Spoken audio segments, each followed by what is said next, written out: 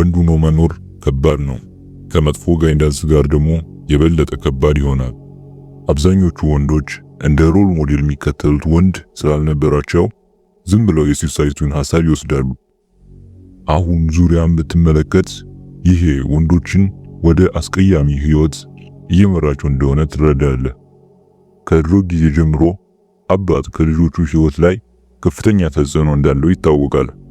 የእናት ሚና የነበረው ለአንተ ህይወትን መስጠት፣ መውደድና በህይወት እንድትቆይ ማድረግ ነው። የአባት ሚና ደግሞ ለአንተ ጠንካራ ሮል ሞዴል መሆን፣ ዲሲፕሊን ማስረጽና እንዴት መኖር እንዳለብህ ማስተማር ነው። ሁለቱም የተለያየ ሚና ነው ያላቸው፣ ግን ሁለቱም ለኛ እድገት ወሳኝ ናቸው። ብዙ ጊዜ ልጆች የእናታቸውን ፍቅር ሳያገኙ ሲያድጉ ታያለህ። ይህ ደግሞ አብዛኞቹን ወደ ሳይኮፓስ ይቀይራቸዋል። ጠንካራ የሆነ የፋዘር ፊገር አለመኖር ለሴትም ሆነ ለወንድ ልጅ አስቀያሚ ነው። ወደ 90% የሚሆኑት እስር ቤት ያሉት ወጣቶች ያለ አባት ነው ያደጉት። ያለ አባት እንክብካቤ ያደጉ ሴቶች የወንድን አቴንሽን በጣም ሲፈልጉ ይታያል። እናም በወንዶች በተደጋጋሚ ዩዝድ ሲሆኑ ይታያል። ጊዜው ተቀየረና ማህበረሰቡ የአባትን ጥቅም ለማጣጣር እየሞከረ ይገኛል። ግን ለእንደዚህ አይነት ወንድ ነክ ምክሮች ትክክለኛውን ቻናል አግኝተሃል።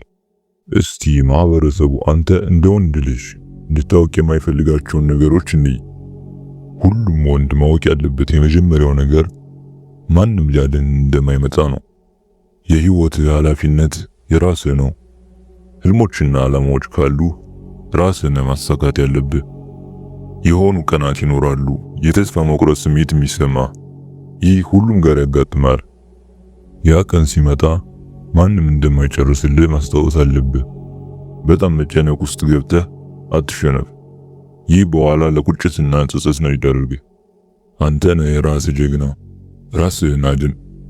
ማወቅ ያለብህ ሁለተኛው ነገር ደግሞ በዙሪያ ስላሉ ነገሮች አዌርነስ ወይም እውቀቱና ማስተዋሉ ሊኖር ይገባል። አዌርነስ ከሌለ ከመጥፎ እና የማይረባ ምክር ማምለጥ ከባድ ነው የሚሆንብህ። ህይወትህን እንደ ባሪያ መምራት ካልፈለክ ይህን በደንብ መረዳት አለብህ። አዌር ለመሆን ልታደርጋቸው የምትችላቸው ነገሮች አሉ። ራስክን ማዳመጥ። አእምሮ ውስጥ ምን እየተካሄደ ነው? በቀን የተወሰነ ደቂቃ እየወሰድክ ውስጥ ያለውን ድምፅ አዳምጥ። የበለጠ ንቁና አዌር ለመሆን የሚረዱ ቪዲዮዎች ለወደፊት የሚሰሩ ይሆናል። ቀጣይ የምነግርህ ነገር ደግሞ እስከዛሬ ሁሉ ሰው ሲነግር ከነበረው የሚቃረን ነገር ነው። ሶስተኛ፣ ሪስክ መውሰድ አለብህ። አብዛኞቹ ወንዶች ህይወትን ዲፌንስ ላይ ወይም መከላከል ያተኩረው ነው የሚኖሩት እና በዛ ምክንያት ነው የሚሸነፉት። እንደ ወንድ ልጅ በተለይ ደግሞ አስራዎቹና በሃያዎቹ እድሜ ካለ ሪስክ መውሰድ አለብህ። አሪፍ ባይመጣና ብትወድቅ ራሱ እንደገና ተነስተህ ማሳካት ትችላለህ። ልምዱን ስለወሰድክ በቀጣይ ሪስኩን ስትወስድ የታሰበበትና የተዘጋጀበት ይሆናል። አብዛኞቹ ሰዎች ሁሌም ሴፍ እንዲጫወቱ ነው የሚመከሩት እና በዛ ምክንያት ነው ትልቅ ነገር የማያሳኩት። እንደ ወጣት ሪስክ ማትወስድ ከሆነ በኋላ አርጅተህ ይቆጭሃል፣ ይጸጽትሃል። ወደኋላ እንደገና እያሰብክ ለምን ዝም ብለህ እንዳላደረከው ለራስህ ታስባለህ። ከፈሪ እና አይናፋር ይልቅ ደፋር ሁን።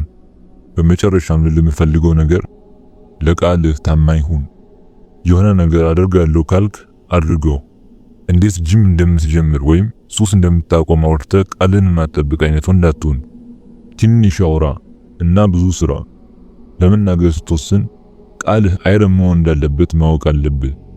ለቃልህ ታማኝ የምትሆነው ለሌሎች ሰዎች ብቻ ሳይሆን እንዲያውም የበለጠ ለራስህ ነው። ራስህን ጠዋት ተነስተህ ጂም እንደምትሰራ ነግረኸው ግን ጠዋት ሲመጣ መስራት ቢደብርህም ግዴታ መስራት አለብህ። ስለዛ ነገር የምታውቀው አንተ ብቻ ብትሆንም ማለት ነው። አድርገዋለሁ ብለህ አድርገው ወይም ለራስህ ምንም ነገር አታውራ። በነገራችን ላይ በህይወት መቀየርና መለወጥ ላይ ሲሪየስ ከሆንክ ቪዲዮውን ላይክ እና ሳብስክራይብ ማድረግህን አትርሳ። በቀጣይ ቪዲዮ እስከምንገናኝ መልካም ጊዜ።